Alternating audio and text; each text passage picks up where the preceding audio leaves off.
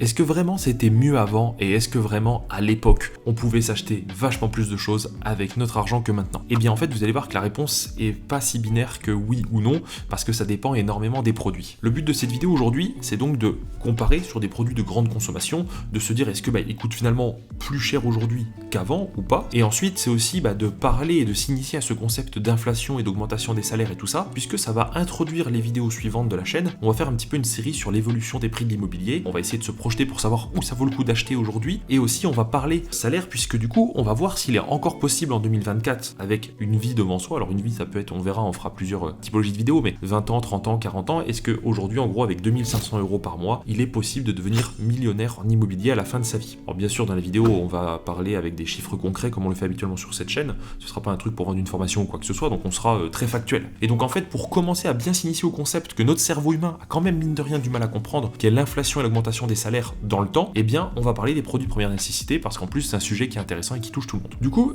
un truc qu'il faut bien se dire en premier lieu, c'est que on peut voir parfois dans les médias ou sur internet un graphique qui dit regardez, à l'époque, donc en 1980, on payait notre baguette de pain, c'était en francs mais si on le convertit en euros, l'équivalent de 25 centimes d'euros, alors qu'aujourd'hui elle est plus proche des 1 euro ou dans l'exemple que j'ai pris pour faire cette vidéo, en 2020 à 87 centimes. Pareil, un litre de lait à l'époque c'était 38 centimes d'euros contre 94 centimes en 2020, et pour s'acheter une voiture, on va dire aujourd'hui neuve, citadine moyenne gamme quoi, c'était 4300 € à l'époque contre aujourd'hui 10 000. Donc évidemment à première vue ça donne l'impression que le pouvoir d'achat des Français a diminué, mais est-ce que c'est le cas? Et bien vous allez voir que non. En fait, globalement, il faut bien comprendre que l'inflation c'est la hausse générale des prix dans une économie. En d'autres termes, c'est 1 euro aujourd'hui n'a pas la même valeur qu'un euro en 1980. Ça veut dire qu'on n'achète pas la même quantité de choses avec. Et l'INSEE a fourni d'ailleurs un outil de conversion qui est super, puisqu'on s'aperçoit que 1 franc en 1980 équivaut aujourd'hui à bien plus qu'un euro, ce qui est logique évidemment, mais c'est quand même bien de le rappeler. Par exemple, si on prend la baguette de pain, en 1980 elle coûtait 1,67 francs, soit environ 25 centimes après conversion. Et si on tient compte de l'inflation,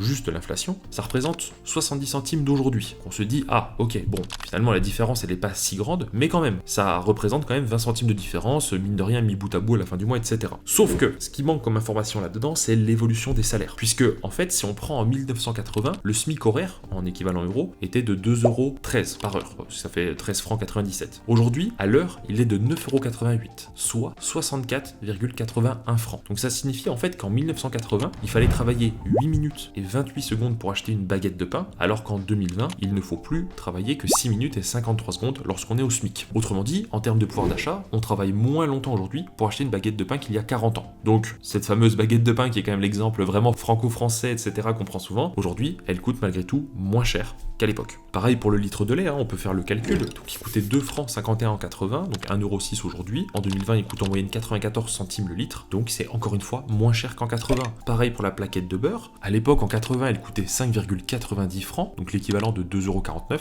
En 2020, ça coûte en moyenne 1,89 €. Donc encore une fois, c'est moins cher. Pour les œufs, je vous le fais pas aussi, c'est pareil pour une boîte de 12 œufs, donc 7,73 francs 80, 3,26 € en conversion, alors qu'en 2020, c'est 2,65 €. Donc encore une fois, tout ça c'est moins cher. Alors c'est des exemples parmi tant d'autres, évidemment il y a des matières qui vont évoluer, ça on va en parler juste après, mais globalement, les produits de grande consommation, vraiment de chez son épicier local, sont moins chers à l'achat, donc ça a bien diminué. Par contre, il y a des choses qui sont à prendre en compte, qui ont vraiment diminué, mais ça souvent, les anciens qui vont vous dire oui, c'était moins cher avant, ils oublient un petit peu de vous en parler. C'est au niveau des technologies ou de l'électroménager. Par exemple, à l'époque, si on prend, alors on peut pas parler vraiment de téléphone puisque ça n'existait pas, en tout cas pas de téléphone portable, mais on peut prendre les ordinateurs. À l'époque, quand je dis à l'époque, je pourrais pas avoir en 80 parce que c'était vraiment les tout premiers ordinateurs, donc c'était même pas produit vraiment en série, enfin, ce serait un peu biaisé. Mais si on prend le premier Mac, donc le fameux iMac, qui s'appelait Macintosh à l'époque, qui est sorti, il coûtait en 1994 l'équivalent de 2599 $, ce qui fait en euros actuels 4900 €.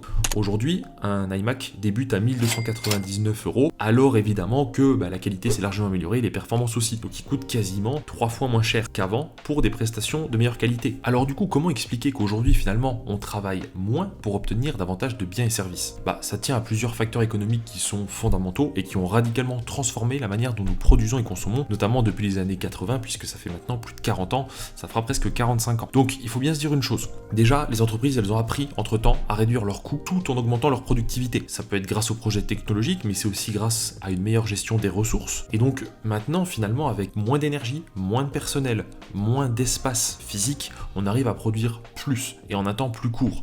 forcément ça fait diminuer les coûts. On va dire ce grand facteur s'appelle l'optimisation de la production. On va aussi avoir d'autres facteurs comme la division du travail. Ça signifie que les tâches sont réparties de manière plus fine entre les différents acteurs de la production, qu'on a mieux optimisé certains postes. Aujourd'hui, par exemple, dans l'industrie automobile, qui est très frappant, il existe des chaînes d'assemblage qui sont hyper spécialisées, où chaque travailleur ou machine accomplit une tâche très précise. Cette spécialisation, elle permet de gagner en efficacité et d'augmenter la production globale en termes de volume. On va aussi avoir l'automatisation, bien évidemment, qui a joué un rôle énorme. Des machines et des robots aujourd'hui effectuent des tâches 24 heures sur 24, qui avant nécessitaient beaucoup de main-d'œuvre humaine et ne nécessitaient pas forcément de la main-d'œuvre humaine qualifiée. Donc c'est pour ça qu'aujourd'hui on a réussi à le rendre automatique et le remplacer par des robots. Ça permet de produire plus vite et à moindre coût, tout en libérant les travailleurs pour d'autres tâches à plus forte valeur ajoutée. Il y a aussi la mondialisation et les échanges qui ont augmenté. La mondialisation, enfin, surtout depuis les années 80, on est en plein dedans et ça ne s'arrête pas. Aujourd'hui on est dans un monde ultra mondialisé et du coup ce qui est bien c'est que les entreprises peuvent importer les matières premières et exporter des produits beaucoup plus facilement et à moindre coût grâce à l'amélioration des infrastructures de transport et aussi aux accords commerciaux internationaux puisque les pays ont appris à s'ouvrir à l'international, ce qui permet de rendre les produits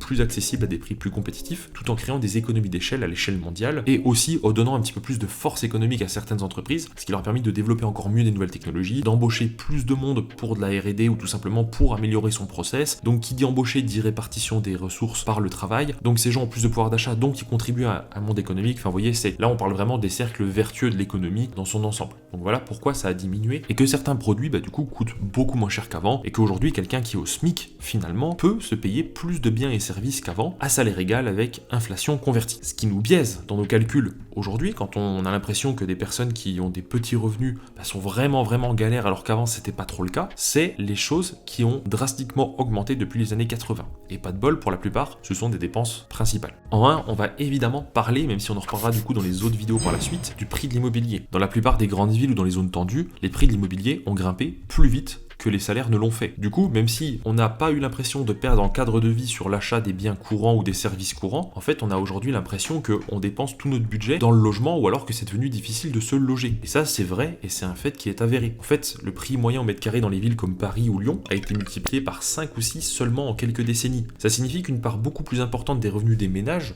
est désormais consacrée au logement, ce qui réduit leur capacité à dépenser pour d'autres biens ou services ou tout simplement à épargner. En 1980, il était courant de consacrer environ 20% de son revenu au logement, alors qu'aujourd'hui dans certaines grandes villes, ce pourcentage peut atteindre 40%, voire plus. Cette augmentation massive des dépenses liées à l'immobilier donne l'impression que l'argent disponible, entre guillemets, pour le reste des achats, il est beaucoup plus limité. D'un autre côté, c'est pas totalement vrai, puisque si on part du principe que l'immobilier dans les zones tendues ne va pas s'effondrer, ne va pas chuter, en principe, vous avez moins d'épargne et moins de capacité effectivement de pouvoir d'achat pour des autres biens et services. Par contre, c'est de l'argent qui est converti dans la pierre qui ne perdra pas de la valeur, voire même qui logiquement devrait en prendre. On va pas rentrer dans le détail sur cette vidéo, mais du coup, vous n'avez pas vraiment perdu en pouvoir d'achat, vous avez perdu en capacité à acheter à l'instant T. Par contre, ça n'a pas réduit votre patrimoine global. Ça, c'est un facteur qu'il faut prendre en compte. Et bien évidemment, il y a aussi le coût des intérêts d'emprunt qui fait que vous allez payer tous les mois des intérêts à la banque et ça, pour le coup, c'est de la perte sèche, c'est pas du patrimoine. Mais dans les années 80-90, les taux d'intérêt étaient plus élevés. Donc ça veut dire qu'à l'époque, quand on achetait un logement, on donnait plus d'argent mensuellement à la banque pour payer les intérêts qu'on ne le fait aujourd'hui. Sauf que le problème, c'est qu'aujourd'hui, les prix sont tellement chers, même si c'est une grosse partie aujourd'hui qui se transforme en patrimoine et qui n'est pas converti en intérêt pour la banque, et bien le problème c'est que ça représente une trop grosse partie de notre budget. Voilà pourquoi c'est compliqué. Et du coup, il y a plusieurs facteurs à prendre en compte et il y a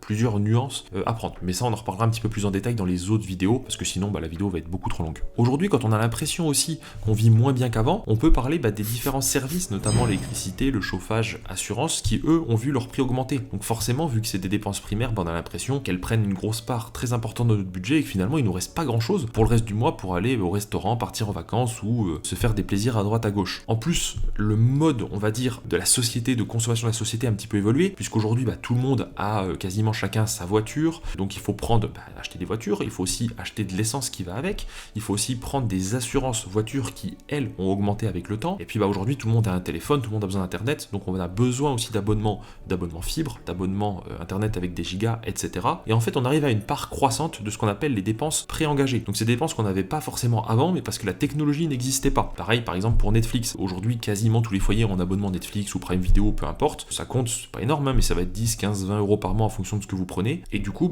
c'est une dépense, mine de rien, que vous n'aviez pas avant, mais qui aujourd'hui vous sert. Alors en principe, si aujourd'hui vous avez un abonnement Netflix, c'est parce que peut-être que dans le mois vous allez vous faire 4-5 soirées où vous n'allez pas aller au cinéma ou sortir au restaurant, mais que vous allez vous faire une soirée Netflix. Donc on va dire que ça vous permet d'économiser par rapport au fait que si vous étiez sorti, mais d'un autre côté, si vous aviez juste regardé la TNT comme tout le monde, vous auriez du coup pas payé votre abonnement Netflix. fixe. Vous voyez, il y a plusieurs facteurs à prendre comme ça. Après, je suis pas sociologue, donc je peux pas non plus vous donner dans le détail et puis rentrer dans le détail de chaque chose. Mais c'est important de comprendre que chaque génération et chaque modèle de société doit être comparé à son époque avec les biens et services qu'on a en plus et que les générations d'avant n'avaient pas besoin. Du coup, pour conclure cette vidéo et bien comprendre, on a effectivement aujourd'hui un sentiment d'être étouffé, que finalement on vit moins bien qu'avant, qu'aujourd'hui quand on est jeune, on va peut-être devoir attendre je sais pas combien d'années pour accéder à la résidence principale, que quand on a un salaire qui est en dessous de 1700, 2000 euros, etc. par mois, finalement à part travailler pour vivre, on fait pas grand chose, il nous reste pas grand chose, alors que tout de suite dès qu'on passe à un salaire de 2500, 3000, on a l'impression de mieux vivre, tout simplement parce qu'en fait les 2000 premiers euros nous servent à payer les dépenses principales, et ensuite le reste c'est du bonus. Et donc en fait celui qui gagne 3000 euros par mois, ça veut dire que chaque week-end il a 250 euros en plus dans le mois que celui qui gagne 2000, et finalement c'est ce petit truc en plus qui lui permet d'aller au restaurant, de sortir, de partir en week-end et tout ça. Et donc on a aujourd'hui si vous voulez cette masse française qui est concentrée avec des salaires médians ou moyens qui vont aussi donc entre 1800 pour le médian et 2500 pour le salaire moyen, qui du coup va quasiment tout dépenser au mois le mois et ne pourra que très peu économiser, et donc finalement aussi que très peu investir ou très peu s'émanciper de ses conditions sans devoir augmenter ses niveaux de revenus. Et celui qui gagne un petit peu plus, lui peut se permettre des choses supplémentaires, alors que finalement il gagne pas tant que ça en plus, il a pas tant de valeur ajoutée